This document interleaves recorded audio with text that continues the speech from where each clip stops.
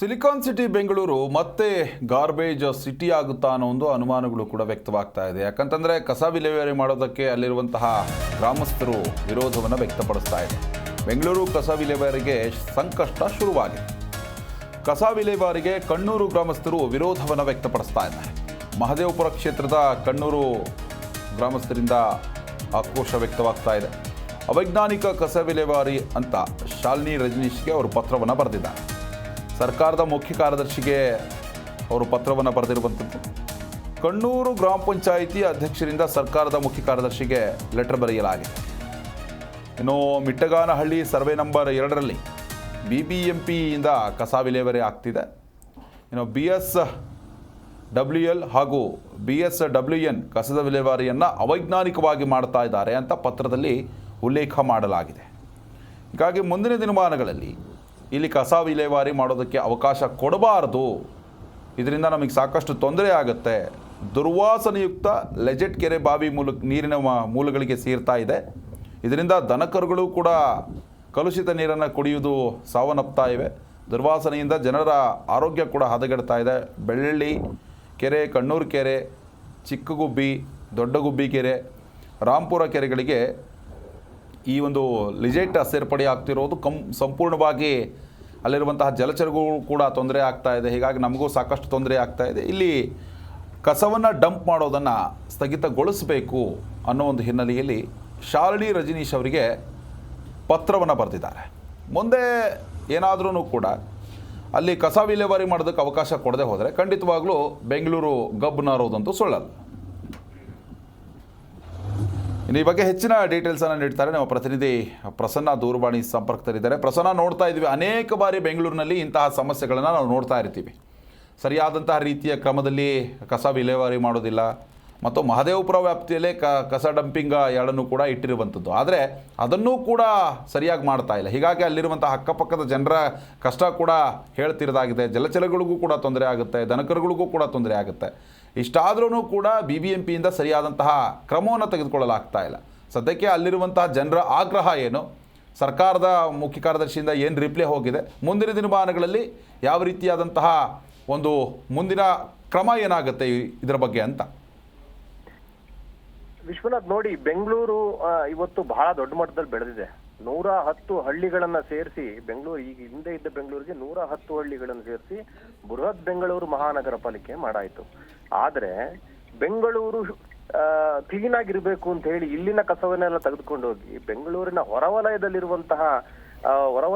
ಇಂತಹ ಹಳ್ಳಿಗಳಲ್ಲಿ ತೆಗೆದುಕೊಂಡೋಗಿ ಡಂಪ್ ಮಾಡೋದಿದೆಯಲ್ಲ, ಇದು ವೈಜ್ಞಾನಿಕವಾಗಿ ಆಗ್ಲಿಲ್ಲ ಅಂದ್ರೆ ಏನೆಲ್ಲಾ ಸಮಸ್ಯೆ ಆಗುತ್ತೆ ಅನ್ನೋದಕ್ಕೆ ಇದು ಸ್ಪಷ್ಟ ಉದಾಹರಣೆ ನಾವೀಗ ತೋರಿಸ್ತಿರೋ ಸ್ಟೋರಿ.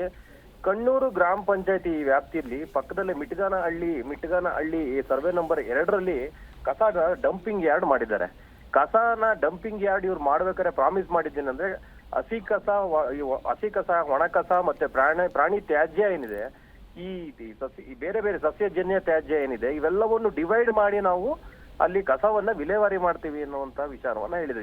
ಈಗಾಗಲೇ 9 ವರ್ಷದಿಂದ ಅಲ್ಲಿ ಕಸವನ್ನ ಡಂಪ್ ಮಾಡ್ತಾ ಇದ್ದಾರೆ. ಕಸವನ್ನ ಸರಿಯಾಗಿ ಸೆಗ್ರಿಗೇಟ್ ಅಂದ್ರೆ ವಿಭಾಗ ಮಾಡದಲ್ಲೇ ತೆಗೆದುಕೊಂಡು ಹೋಗಿ ಅಲ್ಲಿ ಹಾಕ್ತಾ ಇರೋ ಹಿನ್ನೆಲೆಯಲ್ಲಿ ಏನಾಗ್ತಾ ಇದೆ, ಆ ಕಸದ ತ್ಯಾಜ್ಯದ ನೀರು ಏನು ಲಿಚೆಟ್ ಅಂತ ಏನ್ ಕರಿತೀವಿ, ಆ ಲಿಚೆಟ್ ಇವತ್ತು ಆ ನೀರು ಹರ್ಕೊಂಡೋಗಿ ತ್ಯಾಜ್ಯದ ನೀರು ಆ ಕೆರೆ ಏನೇನಿದೆ ಆ ಕೆರೆಗಳಿಗೆಲ್ಲ, ನಾವೆಲ್ಲ ಕೆರೆಗಳನ್ನ ತೋರಿಸಿದೀವಿ, ಬೇರೆ ಬೇರೆ ಕೆರೆಗಳಿಗೆ, ಆ ಕೆರೆಗಳಿಗೆಲ್ಲ ಹರಿದು ನೀರಿನ ಒಂದು ಮೂಲಗಳಿಗೆ ಈ ಒಂದು ತ್ಯಾಜ್ಯ ನೀರು ಸೇರ್ಪಡೆಯಾಗಿ ಪ್ರಾಣಿಗಳು ಸಾಯ್ತಾ ಇರೋದನ್ನ ನಾವು ನೋಡ್ತಾ ಇದ್ದೇವೆ. ಅಲ್ಲಿನ ಒಂದು ಗ್ರಾಮಸ್ಥರು ಹಲವು ಬಾರಿ BBMPಯ, ಈಗ ನೋಡಿ BBMPಲಿ ಕಸದ ನಿರ್ವಹಣೆಗೆ ಒಂದು ಪ್ರತ್ಯೇಕವಾದ ಕಸ ನಿರ್ವಹಣಾ ಒಂದು ನಿಗಮವನ್ನೇ ಮಾಡಿದ್ದಾರೆ. ಆದ್ರೆ ಆ ನಿಗಮವನ್ನ ಮಾಡಿ ಜವಾಬ್ದಾರಿಯನ್ನ ಅದಕ್ಕೊಂದು MDಯನ್ನ ಮಾಡಿದ್ದಾರೆ. ಅದರೆಲ್ಲ ಉಸ್ತುವಾರಿಯನ್ನ ಮುಖ್ಯ ಆಯುಕ್ತರಾದ ತುಷಾರ್ ಗಿರಿನಾಥ್ ಅವರು ಕೂಡ ನೋಡ್ತಾರೆ. ತುಷಾರ್ ಗಿರಿನಾಥ್ ಅವರಿಗೆ ಇಡೀ ನಗರವನ್ನ ನೋಡೋದ್ರ ಜೊತೆನಲ್ಲಿ ಈ ಕಸದ ವ್ಯವಸ್ಥೆಯನ್ನ ನೋಡೋದ ಭಾರವನ್ನ ಕಡಿಮೆ ಮಾಡ್ಲಿಕ್ಕೆ ಅಲ್ಲೊಂದು ಕಾರ್ಪೊರೇಷನ್, ಕಸದ ಕಾರ್ಪೊರೇಷನ್, ಕಸವನ್ನ ನೋಡ್ಕೊಳ್ಲಿಕ್ಕೆ ಒಂದು ಕಾರ್ಪೊರೇಷನ್ ಮಾಡಿರುವಂತದ್ದು. ಅದಕ್ಕೊಂದು MD ಇದ್ದಾರೆ, CEO ಇದ್ದಾರೆ. ಆದ್ರೆ ಇವ್ರು ಯಾರು ಕೂಡ ಸರಿಯಾಗಿ ಕೆಲಸವನ್ನ ಮಾಡ್ದಲೇ ಇರೋದ್ರಿಂದ ಇವತ್ತು ಸಮಸ್ಯೆ ಇಷ್ಟು ದೊಡ್ಡ ಮಟ್ಟಕ್ಕೆ ಬಂದು ತಲುಪಿದೆ. ಈಗ ನೋಡಿ, ಅವ್ರೇನಾದ್ರು ಪ್ರತಿಭಟನೆ ಮಾಡಿ ಕಸವನ್ನ ಹಾಕೋದನ್ನ ತಡೆದು ಬಿಟ್ರೆ, ಕಸದ ಲಾರಿಗಳನ್ನ ಆ ಹಳ್ಳಿ ಮೂಲಕ ಹೋಗೋದಕ್ಕೆ ತಡೆದು ಬಿಟ್ರೆ, ಅವ್ರು ಹೇಳಿದಂತೆ ಮಾಡಿದ್ರೆ ಕಸ ಮತ್ತೊಮ್ಮೆ ಗಾರ್ಬೇಜ್ ಸಿಟಿ. ಈ ಹಿಂದೆ ಕೂಡ ನಾವು ನೋಡಿದ್ವಿ, ಬಿಜೆಪಿ ಆಡಳಿತದ ಅವಧಿನಲ್ಲಿ ಇಡೀ ಬೆಂಗಳೂರಿನ ಕಸ ಸ್ಟಾಗ್ಮೇಟ್ ಆಗಿ ಎಲ್ಲಾ ಕಡೆನೂ ಕೂಡ ಕಸ ಹಾಗೆ ಇದ್ದು ಅಂತಾರಾಷ್ಟ್ರೀಯ ಪತ್ರಿಕೆಗಳಲ್ಲೂ ಕೂಡ ಇದು ಬಂದಿತ್ತು. ಏನಂದ್ರೆ ಗಾರ್ಬೇಜ್ ಸಿಟಿ ಆಗಿದೆ ಗಾರ್ಡನ್ ಸಿಟಿ ಅಂತ ಹೇಳಿ ಆ ಒಂದು ಪರಿಸ್ಥಿತಿ ಮತ್ತೆ ಉದ್ಭವಿಸಬಹುದು. ಯಾಕಂದ್ರೆ ಚೀಫ್ ಸೆಕ್ರೆಟರಿ ಅವರಿಗೆ ಪತ್ರವನ್ನ ನೇರವಾಗಿ ಬರೆದಿದ್ದಾರೆ. ಅಲ್ಲಿರೋ ಗ್ರಾಮಸ್ಥರೆಲ್ಲ ಒಂದಾಗಿ ಕಸವನ್ನ ಹಾಕದಂತೆ ತಡೆಯಿದ್ರೆ ಭಾರಿ ದೊಡ್ಡ ಪ್ರಾಬ್ಲಮ್ ಅನ್ನ ಬೆಂಗಳೂರು ಫೇಸ್ ಮಾಡ್ಬೇಕಾಗ್ತದೆ. ಆ ಹಿನ್ನೆಲೆಯಲ್ಲಿ ಈಗಲಾದ್ರೂ ಎಚ್ಚೆತ್ಕೊಳ್ಬೇಕಾಗ್ತದೆ ಈ ಅಧಿಕಾರಿಗಳು, ಇದನ್ನ ಸಮಸ್ಯೆಯನ್ನು ಸರಿಪಡ್ಬೇಕಾಗ್ತದೆ. ಆ ಜಾನುವಾರುಗಳು ಸತ್ತೋಗ್ತಿದ್ದಾರೆ, ಅಲ್ಲಿ ನೋಡಿದ್ರೆ ಒಂದ್ ಕಡೆ ಅಲ್ಲಿ ಆರೋಗ್ಯದ ಸಮಸ್ಯೆ ಎದುರಾಗಿದೆ. ಇವೆಲ್ಲವನ್ನು ಸರಿ ಮಾಡುವಂತ ಕೆಲಸ BBMP ಮತ್ತೆ ಅದೇನು ಪ್ರತ್ಯೇಕವಾದ ಕಸವನ್ನ ನಿರ್ವಹಣೆ ಮಾಡ್ಲಿಕ್ಕೆ ನಿಗಮ ಮಾಡಿದ್ದಾರೆ, ಆ ಕೆಲಸವನ್ನ ಮಾಡ್ಬೇಕಾಗ್ತದೆ. ವಿಶ್ವನಾಥ್, ಧನ್ಯವಾದ ಪ್ರಸನ್ನ ತಮ್ಮೆಲ್ಲ ಡೀಟೇಲ್ಸ್ಗಾಗಿ.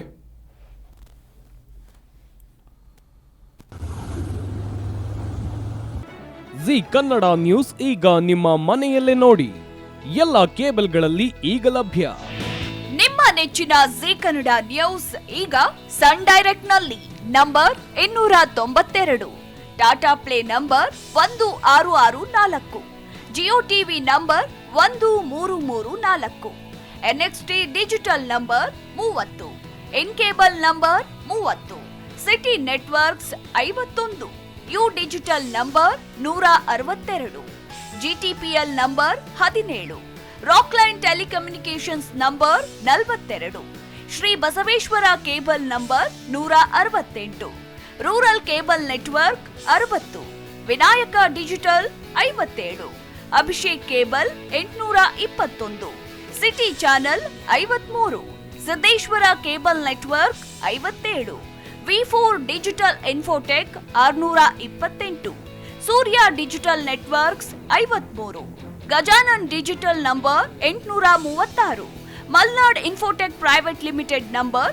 56, Metrocast number 830, Victory digital number 167ರಲ್ಲಿ ನೋಡಿ ಆನಂದಿಸಿ.